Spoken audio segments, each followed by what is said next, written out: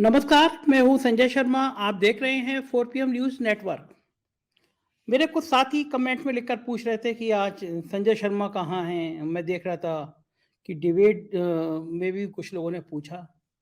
तो मैं 2 दिन से लगातार कंटिन्यू वीडियो नहीं कर पा रहा, डिबेट में नहीं रह पा रहा।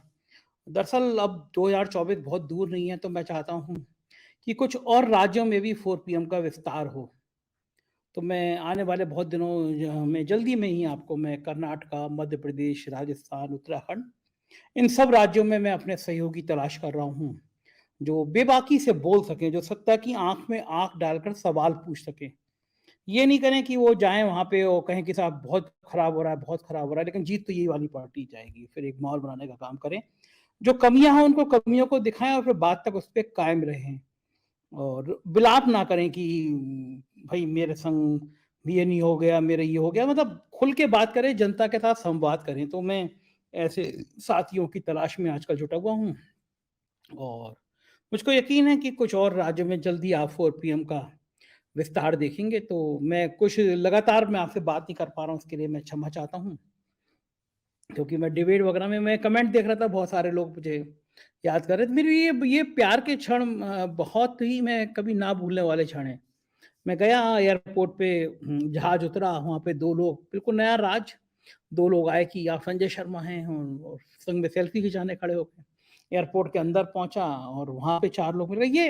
ये जो पूरे देश के अलग-अलग राज्यों से जो प्यार मिलता है, वो मेरे लिए ज़िंदगी का सबसे अमूल्य क्षण है और मैं उसका एहसान ज़िंदगी में कभी नहीं उतार पाऊँगा। तो आज मैं दिन में छोटा-छोटा करके देख रहा था कि देश की राजनीति कैसे चल रही है, क्या चल रही है, तो वो मज़ेदार बयान रवि किशन जी का मिला। वो जनसंख्या नियंत्रण बिल पर एक उससे पहले आज तक के कार्यक्रम में थे।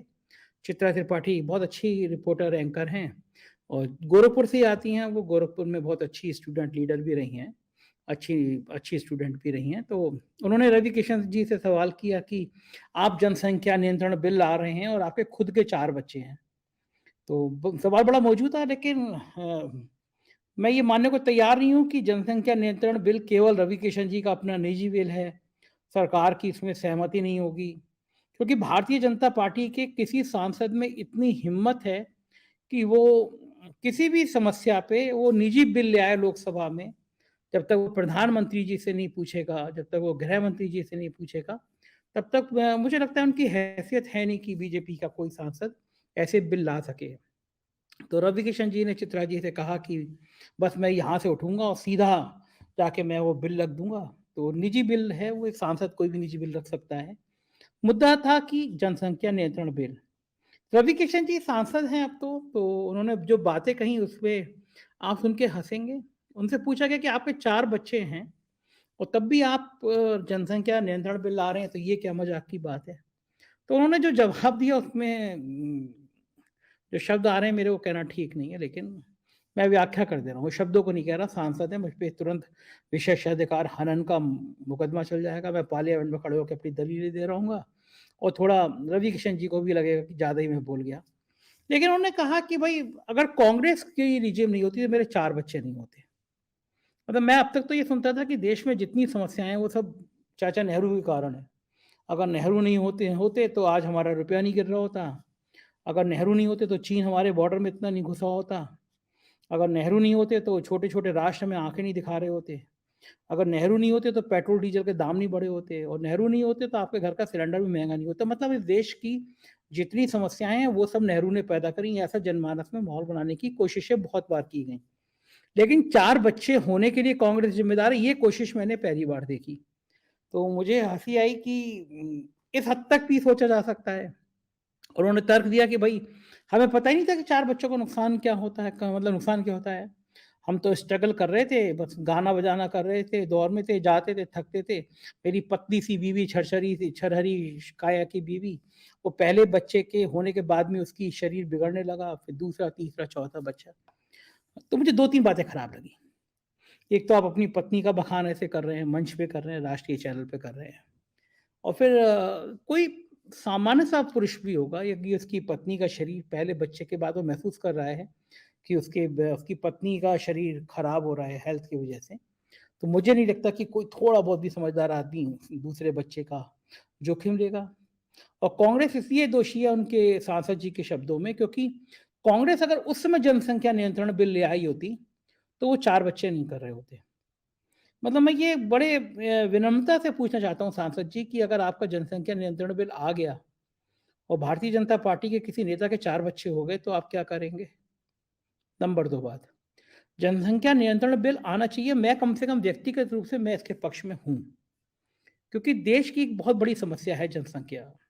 हम चीन को बहुत जल्दी पछाड़ने वाले हैं, आगे आ जाएँगे। हालाँकि कुछ लोग ये भी मानते हैं कि भारत की जो सबसे बड़ी ताकत है, वो भी जनसंख्या है। मतलब इतनी ज़्यादा आबादी, इतनी ज़्यादा अवसर पैदा करने वाला राष्ट्र है, वो भी जनसंख्या है। लेकिन हमारे यहाँ मामला मैनेज नहीं हो रहा। आप सोचो ना, देश की 80% आबादी को, 80 करोड़ लोगों को आपको 2 वक़्तीय अनाज देना पड़ रहा है, क्योंकि उनको जीवन यापन करने की जगह नहीं है। दूसरा, जो जनसंख्या नियंत्रण के बिल लाने के पीछे जो इशारे हैं, जो भाजपा के 5 ब्रांड नेता जिस तरह के कमेंट कर रहे हैं, आग लगाने वाले कमेंट कर रहे हैं, वो एक कम्युनिटी को इशारा कर रहे हैं। बीजेपी के तमाम नेता कहते हैं कि ये मुसलमान जो हैं, ये ढेर सारे बच्चे करते हैं, ढेर सारी शादियाँ करते हैं। ये एक सामान्य सी धारणा है जिसके लिए कहा जाता है। मगर पिछले दिनों में जो रिसर्च आई है, वो बताती हैं कि मुस्लिमों से ज़्यादा दलितों की आबादी बढ़ी है। जो मुस्लिमों का सोच है, जितना मैंने महसूस किया समाज के अलग-अलग दायरों में जाके, उनको लगता है गरीब देश का अधिकांश मुसलमान गरीब है। तो उसको लगता है कि ज़्यादा बच्चे होंगे तो कोई छोटे-मोटे कारोबार में जुटेंगे, कोई नाई का काम करेगा, कोई पिंचर बनाएगा, जैसे बीजेपी की बहुत-बहुत बड़े विधायक, नेता ट्रोल करते हैं कि अब्दुल पिंचर वाले। तो ये कमेंट करते हैं। अभी मैं एक बहुत प्रोमिनेंट नेता का ट्विटर देख रहा था, उसने लिखा कि अब क्या करेगा अब्दुल पिंचर वाले, मतलब ट्वीट था कि मुस्लिमों को लेके कमेंट था, और अब्दुल पिंचर वाले मतलब मुस्लिम कम्युनिटी। तो मेरा मन नहीं कर रहा था, तब भी मैंने उसको ट्वीट को रीट्वीट करते हुए कहा कि मुख्तार अब्बास नकवी और शाहनवाज हुसैन के लिए आप ऐसी भाषा का इस्तेमाल तो मत करिए। मतलब मुझे ये लगा कि आप एक पूरी कम्युनिटी को अब्दुल पिंचर वाले कह रहे हैं, तो उस बीजेपी के अंदर जो मुसलमान हैं, अब तो वो नया गेम पसमानदा समाज का खेलने जा रहे हैं, तो उनको कैसा लगता होगा ये सब हमारी भाषा सुन के। तो जो जो मुस्लिमों की पीड़ा थी कि ज़्यादा बच्चे हो जाएँगे तो वो काम करेंगे, घर में 4 पैसे होएँगे, वही पीड़ा दलित समाज की भी है। इस देश में दलित समाज अभी भी उतने ही उपेक्षा भाव के साथ है। आपने तमाम उनके लिए बिल ले आए, तमाम उनकी राजनीति की, उनकी बातें करते हैं, और ऐसा लगता है कि इस देश की सारी पार्टियाँ सिर्फ़ दलितों की सोचती हैं। और हकीकत में दलितों का स्तर, जीवन में स्तर आज भी केवल कागज़ों में, बातों में ज़्यादा सीमित होके रह गया। आप प्रैक्टिकल देखेंगे तो दलितों के उत्थान की योजनाएँ उन तक पहुँचती नहीं है। विकास आप देखेंगे, दलितों का नौकरियों में आरक्षण देखेंगे, आरक्षण तो दे दिया, लेकिन आप देखेंगे जो आईएएस, आईपीएस हो गए, वो भी उपेक्षित भाव से अलग बैठे हुए हैं। जुडिशरी में, बाकी सारे सिस्टम में दलितों को उतना सम्मान तो नहीं मिल पाया। तो बीजेपी, अगर दलितों का खेल नहीं होता, दलितों की जनसंख्या, बढ़ी हुई जनसंख्या का खेल नहीं होता, तो शायद ये जनसंख्या नियंत्रण बिल लागू कभी भी का करा चुकी होती। लेकिन वो जानती है कि जो जनसंख्या नियंत्रण बिल है, उससे हिंदू कम्युनिटी, जो कट्टर हिंदूवादी हैं, आप उसमें तो मैसेज दे देंगे भैया मुसलमानों को दबाने के लिए एक और कानून ले आए। लेकिन खतरा ये है कि इसमें दलितों में गलत संदेश चला जाएगा। तो बीजेपी किसी भी हालत में 2024 से पहले पिछड़ी जातियों और दलित जातियों को नाराज़ करने की स्थिति में है नहीं। उनको पता है कि अगर ये 2 जातियाँ नाराज़ हो जाएँगी तो भारी पड़ जाएगा। तो मुझे नहीं लगता कि रवि किशन जी के बिल पर बीजेपी सीरियस होगी। लेकिन हाँ, ये है कि इस तरह का जब आप एक सांसद से बिल रखवा देते हैं, तो पूरे देश में चर्चा हो जाती है। जो बिल्कुल भक्त टाइप के लोग हैं, वो कहेंगे कल से ट्विटर शुरू कर दिया, उन्होंने आज से शुरू कर दिया कि हमारे रवि किशन भैया अब्दुल पिंचर वालों के दिमाग ठीक करने के लिए बिल ले आए। तो आपका बिल पास हो ना हो, लेकिन एक कम्युनिटी को मैसेज देने की कोशिश करते हैं कि भई हम तुम्हें ठीक कर देंगे। लेकिन जब बात दलितों पे आ जाएगी तो फिर वो बैकफुट पे आ जाएँगे। दूसरा, रवि किशन जी, कांग्रेस भले ही वो जनसंख्या नियंत्रण बिल तो नहीं लाई थी, लेकिन मुझे याद आ रहा है कि कांग्रेस ने उस ज़माने में कंडोम ले आई थी कंडोम, और दिन भर टीवी चैनल पे कंडोम के विज्ञापन चला करते थे।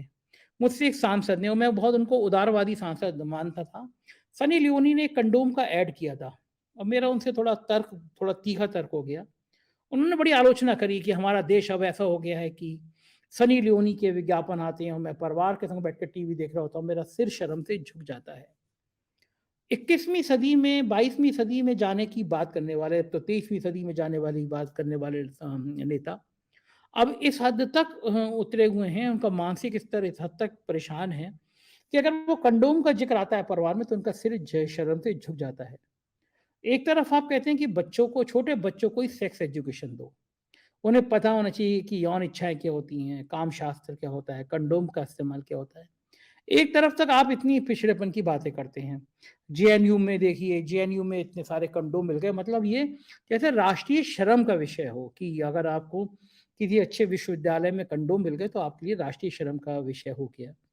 तो मैं पूछना चाहता था रवि किशन जी से कि उस ज़माने में कंडोम तो आ गए थे, तो क्या कांग्रेस के शासन में टीवी पे प्रचार भी होता था कि कंडोम पहनिए, क्योंकि उस समय एड्स वगैरह बहुत चला करते थे, तो एड्स के लिए आता था। तो आपको पता नहीं था कि बच्चे पैदा ना हो, इसके लिए क्या-क्या संसाधन इस्तेमाल किए जा सकते हैं?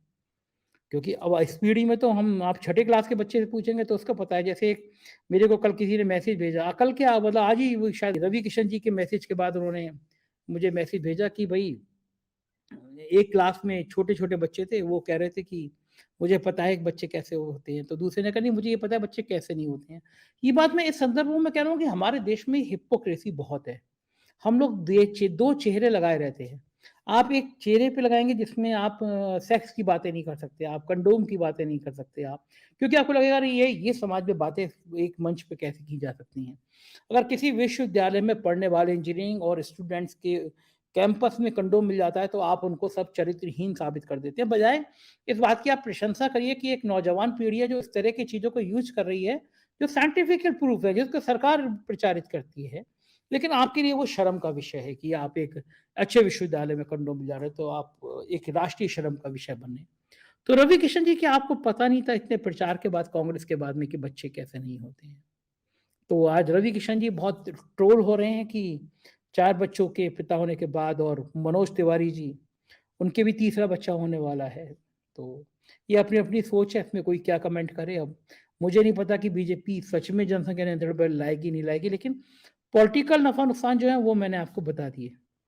तो रवि किशन जी, आप और मनोज तिवारी जी, आप दोनों, आपको शुभकामनाएँ कि आपके बच्चे खूब स्वस्थ रहें, प्रसन्नचित्त रहें, और कहते रहिए कि कांग्रेस की देन है आपके चारों बच्चे। देश में आज इतनी मज़ाक उड़ रही है रवि किशन जी, बुरा तो आपको भी लग रहा होगा। लेकिन ठीक है, जो हो रहा है वो हो रहा है। तो साथियों, मैं ये बस ये संवाद करना था। मैं कोशिश करूँगा कि मैं नेटवर्क में आऊँ, तो कल दिन में फिर आपसे कुछ बातों पे संवाद करूँ। ये भी 2-3 दिन मैं डिबेट्स में शामिल ना हो पाऊँ, क्योंकि उस समय मेरा थोड़ा शेड्यूल रहता है, लोगों से मिलना-जुलना। आजकल मैं कोशिश कर रहा हूँ कि ज़्यादा से ज़्यादा लोगों से मिलूँ, इस देश को समझने की कोशिश करूँ। बहुत जल्दी मैं कुछ राज्यों में और निकलूँगा, लोगों से संवाद करूँगा, बात करूँगा, जानने की कोशिश करूँगा कि देश के पॉलिटिकल सिस्टम क्या है, देश की व्यवस्थाएँ कैसे चल रही हैं।